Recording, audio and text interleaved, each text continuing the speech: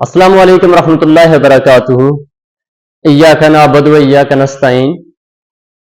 अजीज तलबा व तलबात, आज जो मेरे पास साल दोम का जो न्यू एडिशन है उसी गज़ल नंबर 1 जो कि ख्वाजा मीर दर्द की है और शेर नंबर 1 की मैं पहले प्रेजेंटेशन या लेक्चर दे चुका हूँ।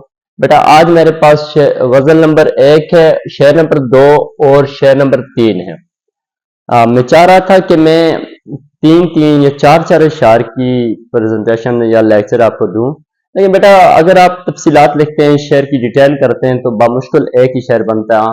कोशिश की कि 2 लेक्चर बन जाएं। पहला जो शेर मैंने दिया लेक्चर उस पर ख्वाजा मीर दर्द की हालात ज़िंदगी या उनके बारे में मैंने मुख्तसर तफसीलात आपके सामने शेयर की। आज जो मेरा दूसरा लेक्चर है अपने पास नोट कर लीजिए। हाँ, शायर कहता है कि जान से हो गए बदन खाली, जिस तरफ तूने आंख भर देखा। बेटा यहां पर अगर हम देखें तो मैं सादे से लफ्जों में बात करूं कि जान से हो गए बदन खाली, जान से मुराद है वजूद, जिस्म। बदन खाली हो जाना, रूह का परवाज कर जाना। आखिर कैसे, किस तरह बदन रूह से खाली किस तरह हुए कि जिस तरफ तूने, तू यहां पर महबूब है कि ए महबूब जिस तरफ तूने क्या किया, आंख भर देखा। बेटा ये लफ्ज जो हमारे पास आंख भर है, यहां पर पूरे शेर डूब रहा है, यानी कि यहां से शेर असल मानी और गहरी बात को पैदा कर रहा है कि ए महबूब जिस तरफ तूने आंख भर के देखा, उस तरफ तमाम वजूद से खुदी और एहसास और रूहें परवाज कर गई, सब कुछ खत्म हो गया। ये इसका मुख्तसर सा मफहूम है, यानी कि जो बात आपके सामने मैंने की। हकीकत में शायर यहां पर अगर बात करें बेटा तो इश्क की शिद्दत या इश्क के खुमार को बयान कर रहा है। हालांकि शायर का ये सिलसिला या ये वास्ता महबूब के साथ है, उसकी निगाहों का असर तो आशिक को होना चाहिए, लेकिन आशिक कहता है कि मेरे महबूब की निगाहों का इस कदर असर है या उसकी आंखों में इस कदर खुमार है, मीर उन्नी बाज आंखों में सारी मस्ती शराब की सी है। तो महबूब की निगाहों में इस कदर असर है कि वो जिस तरफ नजर उठाकर देखता है, तमाम के तमाम वजूद से रूहें परवाज कर जाती। हालांकि ये असर तो महबूब का आशिक पर होता है, लेकिन आशिक ऐसी शिद्दत से बात को बयान कर रहे हैं कि वो जिस तरफ मेरा महबूब नजर उठाकर देखता है, तमाम वजूद से जाने निकल जाती है। बात की समझ आई? हम इस शेर के अंदर कुछ पॉइंट्स को अगर देखें, जिन पॉइंट्स पर हम तशरीह लिखेंगे या बात करेंगे। पहली चीज है मोहब्बत, महबूब की गहरी निगाह का असर। शायर इस असर को बेइंतहा कबूल कर रहा है, यानी कि उस पर असर हो रहा है कि महबूब की निगाहों का इस कदर असर है कि महबूब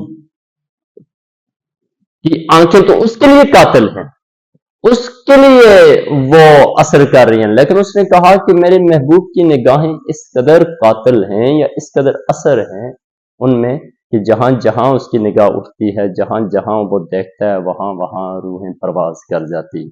और शायर कहता है एक नाविक ने उसके मशगान की तायर इसी तरह तक सब शिकार किए। महबूब की आंखें जो हैं वो मशगान इन जगह को कहते हैं और वो नावक की तरह है, नून अलिफ वाव कीफ, नावक की तरह है और तायर सिदरा तक सब शिकार किए, सिदरतुल मुंतहा तक उड़ने वाले सारे परिंदे मारे गए। या महबूब ने एक बार नजर उठाकर देखा, मुड़कर देखा, उसकी निगाहों के सामने जितने भी उशाक थे, तमाम उशाक कत्ल हो गए।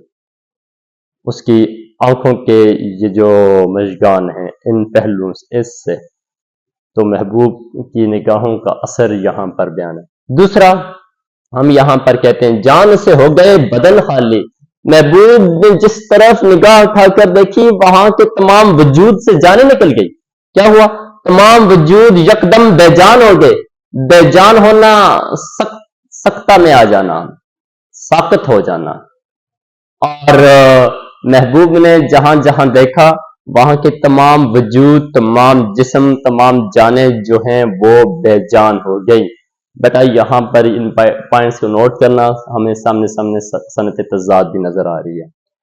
پھر تیسرا جو نقطہ ہے آپ بات کریں گے، تمام اشاق کی خودی اور ان کے احساس کا کام تمام ہو گیا، اور تو اور تمام عاشق جو ہیں وہ اپنی خودی گوا بیٹھے ہیں، وہ اپنی انا، اپنی ایگو کو گوا بیٹھے ہیں۔ محبوب کی نگاہوں کا اس قدر اثر ہے کہ جہاں مڑ کر اس نے دیکھا بڑے بڑے اشاق، بڑے بڑے نامی گرامی اشاق، سب کے سب اپنی خودی کو گوا بیٹھے، اور سب کے اندر سے احساس وجود یا احساس روح بے جان ہے، بے سخت ہیں۔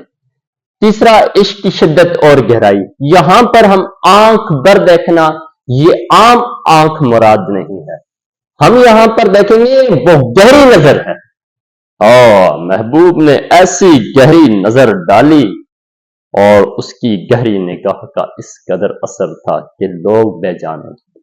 پھر فنا فی المحبوب کا اعلیٰ درجہ، بڑا درجہ بیان ہے کہ عاشق محبوب کی نگاہوں سے کس قدر نڈھال ہے، کس قدر تباہ ہو رہا ہے، یعنی کہ وہ اثر کس قدر قبول کر رہا ہے۔ قبول کرنے سے مراد اس کے دل پر اثر پڑ رہا ہے اس کا۔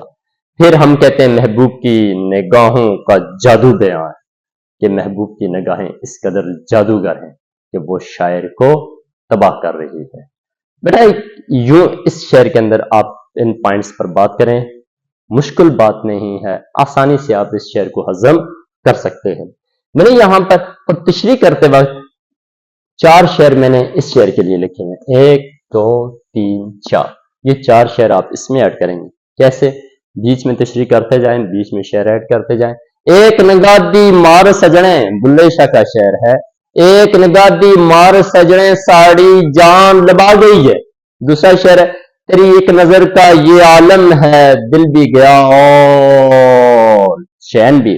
پھر وہ ایک نگاہ کیا تھی کہ جان لے گئی میری، نہ دل میں درد باقی نہ آنکھ میں نمی رہی، جلوہ دکھا کے نظر باز نے مارا ہم کو، ورنہ ہم لوگ بھی مرنے کے لیے قائل نہ تھے۔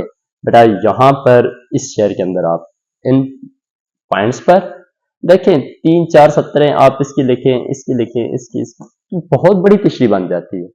صرف شعر سمجھانا مقصد ہوتا ہے، یہ تشریحات بچے کر لیتے ہیں، شعر کے رمز، شعر کے پہلو بتانا ضروری ہوتے ہیں کہ یہاں پر جان سے مراد وجود سے جانیں نکل گئی، جس طرف محبوب نے آنکھ اٹھا کے دیکھا یا گہری نظر ڈالی، تو وہ باقی چیزیں جو ہیں وہ کون کس کا اثر کتنا لے رہا ہے، شاعر پر محبوب کی نگاہوں کا اثر کس قدر ہو رہا ہے، وہ پھر آپ خود بیچ میں باتوں کو ایڈ کر کے لکھیں۔ اگر آپ اس میں صنعتیں دیکھیں، مبالغہ آ رہی ہے کہ محبوب نے جدھر دیکھا وہاں پہ سارے لوگ مار کے بڑھا کر بات کی گئی ہے، حد سے بھی۔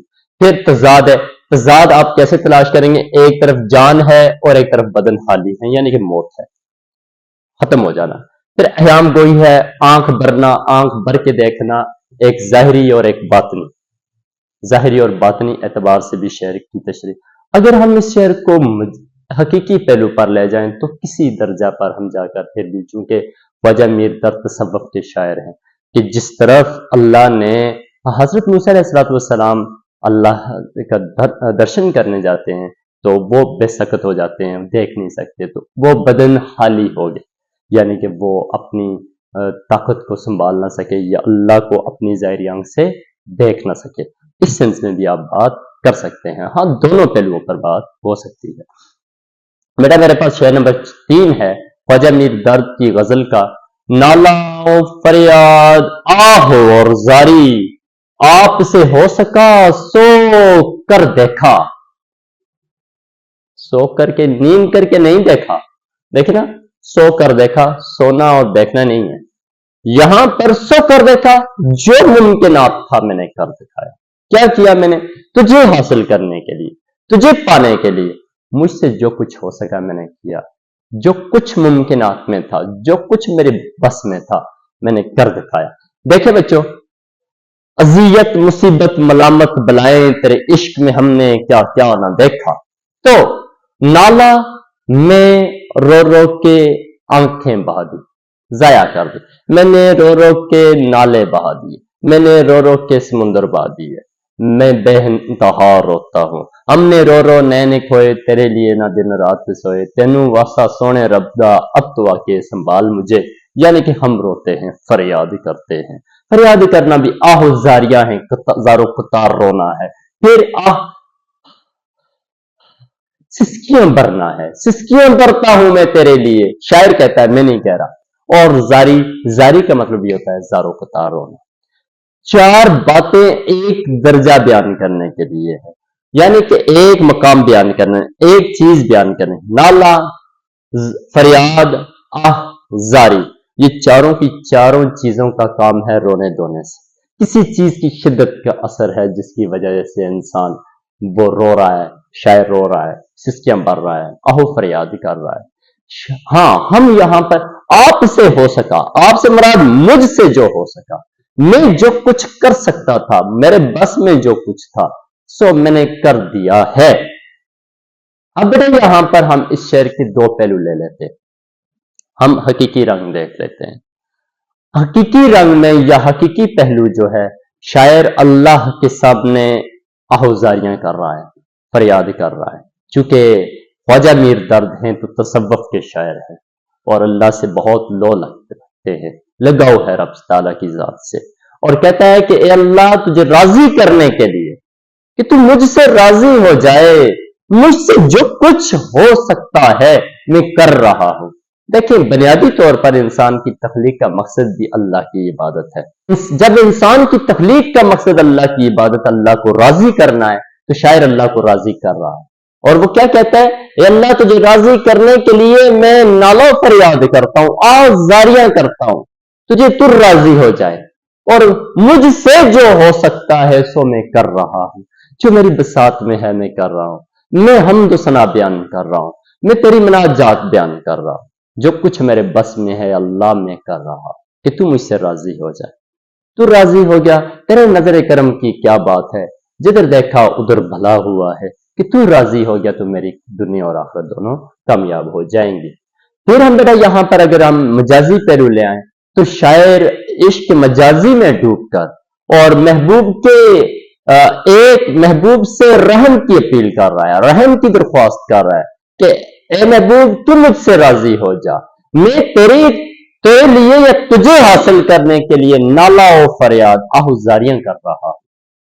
میں تیرے سامنے آہوزاریاں بیان کر رہا ہوں, رو رہا ہوں, سسکیاں بھر رہا ہوں کہ مجھ سے جو ہو سکتا ہے میں وہ کر رہا ہوں. اب مجازی محبوب ہے وہ رحم کی, اگر ہم دیکھیں تو کلاسیکی دور کا شاعر ہے خواجہ میر درد, تو کلاسیکی دور کے محبوب سنگ دل ہیں اور عاشق جو ہیں وہ عاجز ہیں. تو یہاں پر وہ عاجزی بھی نظر آ رہی ہے, اور کلاسیکی دور کے محبوب کی سنگ دلی بھی نظر آ رہی ہے کہ وہ راضی نہیں ہو رہا, اور عاشق سسکیاں بھر رہا ہے, عاشق فریاد کر رہا ہے, رو رہا ہے. تو ہم یہاں پر 1 2 3 4 5 یعنی کہ 4-5 پوائنٹ ہمارے پاس لکھے ہوئے ہیں. ہم ان پر بات کریں تو ہماری تشریح کمپلیٹ ہو سکتی ہے. عاجزی اور انکساری کا رنگ ہے, یعنی کہ ہم نے پہلے کہا کہ کلاسیکی دور کے شاعر ہیں. اگر حقیقی رنگ کو دیکھیں تو بھی یہاں پر ہم دیکھ سکتے ہیں کہ اللہ کے سامنے عاجزی اور انکساری سے بیان کر رہا ہے, اور محبوب مجازی کے سامنے بھی عاشق بے بس ہے, چونکہ وہ سنگ دل واقع ہے. کون؟ محبوب. بیٹا اللہ کو سنگ دل آپ نہیں کہیں گے کہ اللہ سنگ دل ہے, ہم یہاں پہ محبوب مجازی کا ذکر کر رہے ہیں ساتھ.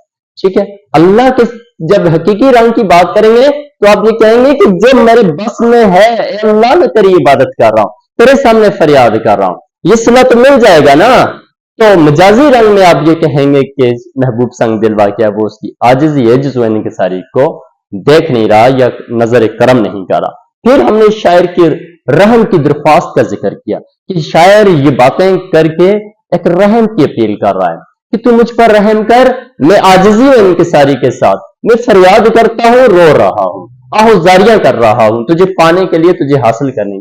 تیسرا ہمارے پاس جو دوسرا پہلو مایوسی عشق کی ترجمانی ہے. یہاں پہ شاعر مایوس بھی ہے عشق سے, مجازی عشق سے. حقیقی عشق میں مایوس آپ نہیں کہیں گے کہ مجازی عشق میں شاعر یہاں پر کیا ہے, مایوس بھی ہے کہ محبوب سنگ دل واقع ہے, وہ اس کی نالا و فریاد آہوزاریوں کو سنتا نہیں. تیسرا جو پہلو ہے، شاعر فریادی بنا مگر پکار سننے والا کوئی بھی نہیں. مجازی رنگ میں یہ بھی بات ہوگی. حقیقی رنگ میں یہ بات آپ یہ نہیں کہیں گے کہ شاعر فریادی ہے مگر اس کا سننے والا کوئی نہیں. اللہ سن رہا ہے، محبوب مجازی نہیں سن رہا. تو اب یہاں پر اس پہلو کو بھی بیان کر سکتے ہیں. تسلیم الرضا کا ذکر ہے. یہ حقیقی رنگ کو زیادہ آپ ترجیح دیں گے کہ انسان کا بس ہے، انسان محنت کرے، ریاضت کرے، مناجات دعا کرے، اللہ سے گڑ گڑا کے مانگے اور وہ معاملہ اللہ پر چھوڑ دے. میں نے یہاں پر ایک شعر لکھا ہے، عقل آرائی و تدبیر سے کیا ہوتا ہے؟ وہی ہوتا ہے جو منظور خدا ہوتا ہے. تو بیٹا یہاں پر یہ بات بھی کی جا سکتی ہے کہ انسان کا کام ہے کاوش کرنا. یہاں پہ میں نے لکھا انسان کی کاوش اور رضائے الہی. انسان کا کام ہے کاوش کرنا اور باقی معاملات اللہ پہ چھوڑ دے. وہ آپ کی محنت، آپ کے آنسوں کو ضائع نہیں کرتا. تو شاعر کہتا ہے کہ میں نے اے اللہ جو کچھ ہو سکا میں نے کر دیا ہے، میں کر رہا ہوں تجھے راضی کرنے کے لیے، میری بساط کے مطابق میں پوری کوشش کر رہا ہوں. بیٹا میں نے یہاں پر کچھ شعر لکھے. نہ سن سکا کوئی، یہ مجازی رنگ میں آپ لکھ سکتے ہیں، ٹھیک ہے. وہ شعر ایک حقیقی رنگ میں لکھ سکتے ہیں. نہ سن سکا کوئی فریاد میری، بجھی بجھی سی رہی ہر چنگاری. فقیرانہ آئے صدا کر چلے، میاں خوش رہو دوا کر چلے. ہم دوا کر چلے، ہم نے مانا کہ تغافل نہ کرو گے لیکن، ہم نے مانا کہ تغافل نہ کرو گے لیکن، خاک ہو جائیں گے ہم تم کو خبر ہونے تک. پھر ہے یہ بلے شاہ کا شعر ہے، رل رل گیا وچ سجنا دے، نالے رو رو اکھیاں وے میری. پھر ایک شعر ہم نے لکھا، عقل آرائی و تدبیر سے کیا ہوتا ہے؟ وہی ہوتا ہے جو منظور خدا ہوتا ہے. تو بیٹا یہاں پر ہمارے پاس اگر ہم اس شعر کے اندر صنعتیں دیکھیں تو صنعت میں رات و نظیر ہمیں بآسانی مل رہی ہے، کیونکہ کسی ایک چیز کا ذکر کرنے کے لیے اس نے بہت سارے لفظوں کا، 4 لفظوں کا استعمال، 1 2 3 اور 4 لفظوں کا ذکر کیا، یعنی کہ رونا دھونا فریاد کرنے کے حوالے سے. اور آئی تھنک اس میں کوئی ایسی صنعت نہیں ہے، آپ سے ہو سکا سو کر دیکھا. تو اور اس میں صنعت ایسی کوئی بھی نہیں ہے، یعنی کہ ایک صنعت ہے. تو امید ہے آپ کو باتوں کی سمجھ آئی ہوگی. چینل کو دیکھا کریں اگر آپ کے کام کی چیزیں ہیں. سو امید ہے کہ انشاءاللہ اگلا جو لیکچر میرا ہوگا شعر نمبر 4 اور 5 پر. خواجہ میر درد کی غزل کے 5 ہی اشعار ہیں. ابھی کتابیں آئی نہیں ہیں، لیکن یہ ہے کہ چلو ہم اپنا تھوڑا تھوڑا جو ہمارے حصے میں ہے وہ بانٹ رہے ہیں.